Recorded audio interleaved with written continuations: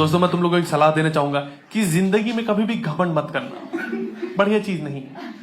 मैंने किया था 2 साल पहले, मैंने अपनी जॉब छोड़ दी। मैंने बोला फक ऑफ, ऐसे लैपटॉप सरका दिया बॉस के सामने, मतलब मुझे नहीं करनी तुम्हारी गुलाम। तो बॉस ने बोला लैपटॉप तुम्हारा ही है।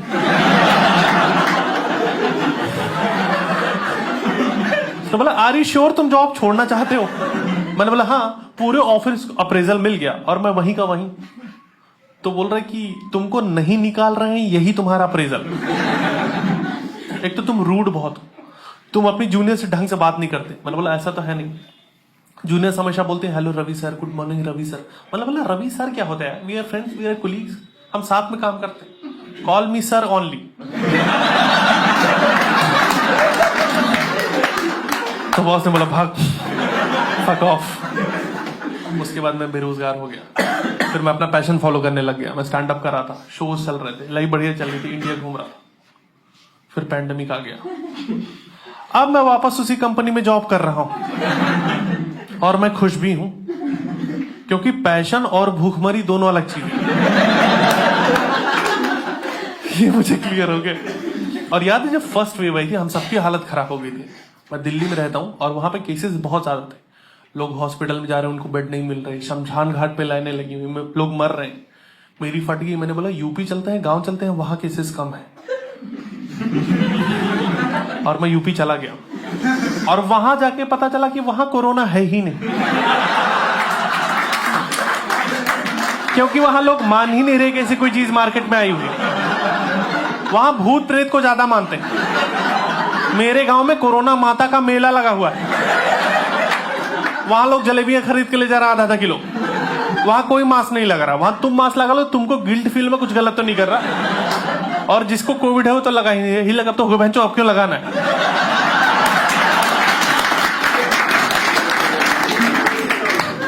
मैं मास्क लगा के घूम रहा था। एक बंदा बोला ज्यादा शो ऑफ मत करो।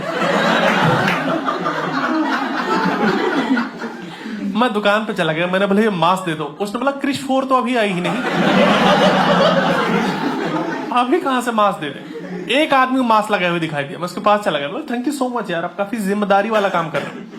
उसने गन निकाल ली, बोला पैसा निकालो। वहां मास्क सिर्फ डकैत लगा रहा है। बता, वहां डॉक्टर्स भूखों मर रहे हैं यार, कोई जा ही नहीं रहा उनके पास। मेरे पड़ोस में एक लड़का फॉरेन पढ़ाई करने गया था, यूके डॉक्टरी की, और वहीं सेटल होने वाला था। फिर उसने स्वदेश मूवी देखी एंड इज लाइक, ये तो बंधन है जो कभी छूट नहीं सकता। मैं गांव जाऊंगा, वहां क्लिनिक खोलूंगा और गरीबों की सेवा करूंगा। उसने गांव में क्लिनिक खोल दिया, गरीबों ने चूतिया काट दिया। कोई नहीं, वो दिन भर मक्खियां मार रहा, बट उसको सेवा करनी है। तो डॉक्टर आदमी रात में तांत्रिक का काम करता है, वो लोगों का कोरोना उतार रहा है। वो नींबू पर डाल के दे रहा पैरासीटामोल कि चूसो बहन, जो ठीक हो जाए यार तुम बस। वो डोलो की भभूत बना के दे रहे लोगों को, किसको जीप पे मल लेना है।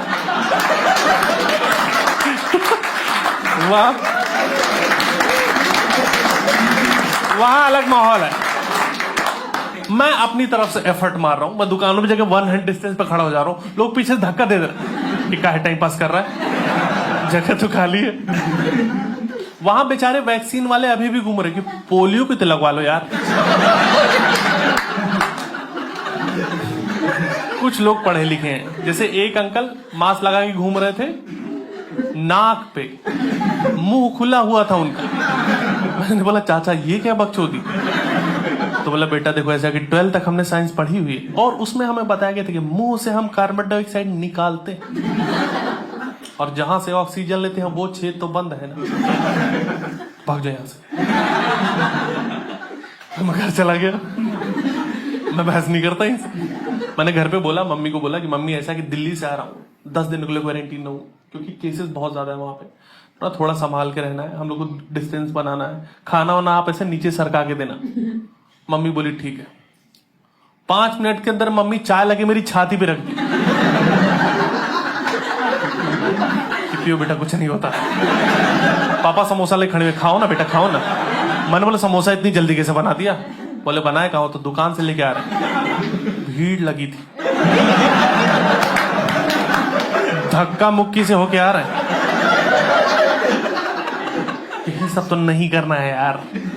और मैं इसी बता रहा हूं कि देखो हम लोग लाइफ में पढ़ाई लिखाई करके आगे बढ़ चुके हैं, अकेला हमको रहना अच्छा लगने लगा है, ठीक है। पर कोविड की वजह से हमको क्या करें, माँ बाप बोले कि बेटा आ जाओ। जब कुछ उखाड़ना था तब तो उखाड़ नहीं पाए, अब लॉकडाउन में क्या ही उखाड़ लोगे। तो उनकी बातों में सच्चाई लगी मुझे। जिन लोगों के तो कुछ दिन पहले शादी हो गई वो तो लॉकडाउन मना रहे हैं, पर हमारे जैसे लोग फंसे हुए हैं। और मैं बता रहा हूं, काफी दिन बाद जब तुम माँ बाप के साथ रहना शुरू करते हो तो कुछ कंसेप्ट तुम्हें क्लियर होते हैं, तुम्हें उनके बारे में और उन्हें तुम्हारे बारे में कुछ चीजें पता चलने लगती कि इतने भी बढ़िया लोग नहीं हैं।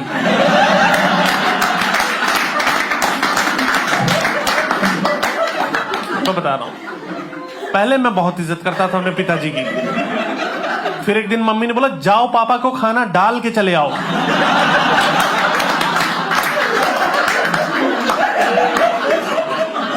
ये हालत है। बहुत इज्जत करता था मैं उनकी। वो हमेशा मुझसे बोलते थे कि मुंबई गया था मैं 5 रुपए का नोट लेके और लाखों की प्रॉपर्टी खड़ी कर दी। मैंने कहा ओहो, पीछे से मम्मी चिल्ला रही है, और जो मेरे बाप से कर्जा लिया था तुमने वो तो अभी तक नहीं मिले। ये हालत है इनकी। 2 बार के बाद इनको चाय नहीं दे रही यार मम्मी। पापा चाय भी ऐसे ही मांगते कि दूध तो नहीं होगा ना घर पे। चलो ठीक है, फिर मैं न्यूज देख लेता हूं। और ये न्यूज देख रहे हैं, ये दिन भर न्यूज देख रहे हैं। न्यूज वाले उतनी न्यूज नहीं बना पा रहे हैं जितना न्यूज देख रहे हैं। ये सेम न्यूज अलग अलग चैनल पे देख रहे हैं कि चाइना में फट गया बम चाइना में। और हर बार चौंक जा रहा, अरे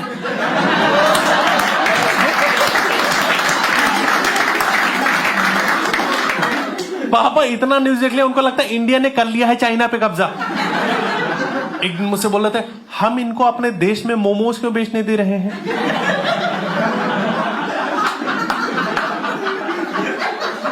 मैंने बोला पापा ये नॉर्थ ईस्ट के लोग हैं।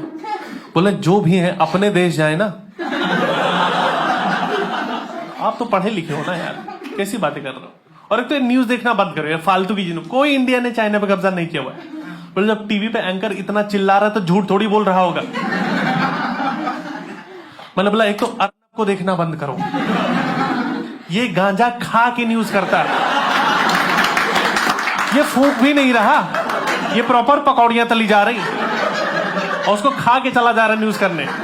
और वहां पर भी इसको कम पड़ जा रहा है तो वहीं चिल्लाने लग रहा है मुझे ड्रग्स दो, मुझे ड्रग्स दो। देखो ये मेरा पर्सपेक्टिव था पापा को लेकर। अब पापा भी मुझे देख ही रहे ना, तो उनको भी लग रहा है कि इस नल्ले को प्रॉपर्टी देने वाला था मैं, तो बेकार है यार। 12 के बाद पहाड़ा नहीं आता इसको। अभी बाएं हाथ से लिखता है, 15 साल से कब्ज है इसको। कल दही के साथ मोमोज पेल गया था मेयोनीज समझ। दिन भर पड़ा रहता है, नाभि में से रुई निकालता रहता है। इसमें चौंकने वाली कोई बात नहीं, सबकी नाभि से रुई निकलती है। बस मेरा स्टार्टअप का प्लान, मैं उसका तकिया बनाऊं। मैं कपास की खेती करूंगा और शार्क टैंक में चला जाऊंगा मैं कि 0% इन्वेस्टमेंट 100% इक्विटी।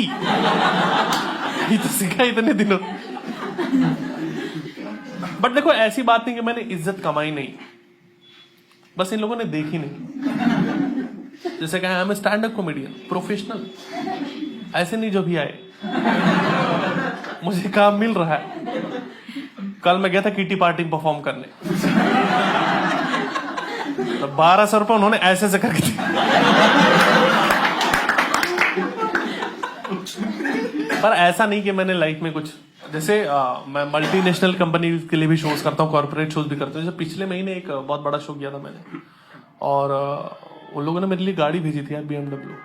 और जैसे ही गाड़ी से नीचे उतरा, उस कंपनी के सीईओ जैसे मेरे को मोटी मोटी मालाएं पहनाने लग गए। तो एक बार तो मुझे लगा कि बलि अभी भी दे रहे हैं क्या इंडिया में? ये तो बैन हो गया था यार। फिर उन्होंने मुझे अंदर ले जाके एक पैनल में बिठा दिया जहां उनकी कंपनी के लोग थे, और वहां उनकी प्रेजेंटेशन चल रही। वो मुझे दिखा रहे कि देखिए मिस्टर रायजादा, हमने 13 ट्रिलियन का कारोबार जकार्ता में किया है, मेरा 13,000 रुपये फंसा हुआ है। फिर थोड़ी देर में मेरे बारे में मुझे प्रेजेंटेशन देने लग गए कि आपका नाम रवि गुप्ता है और आपका जन्म वाराणसी में हुआ है।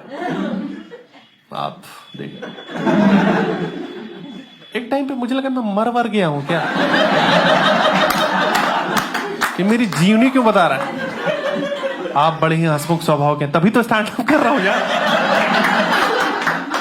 और वो सब चीजें देख के मेरी आंखों से ऐसे आंसू निकलने ही लग गए कि काश मम्मी पापा यहां होते तो उनको लगता उनका लौंडा कितनी तरक्की कर गया है। पर मम्मी पापा ने मुझे ऐसे ही देखा है कि मेरे को कुत्ता दौड़ा रहा है,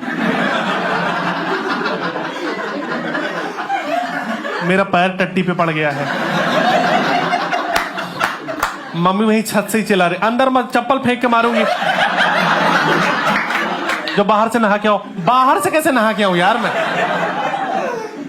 मम्मी को इन सब चीजों से कोई मतलब नहीं।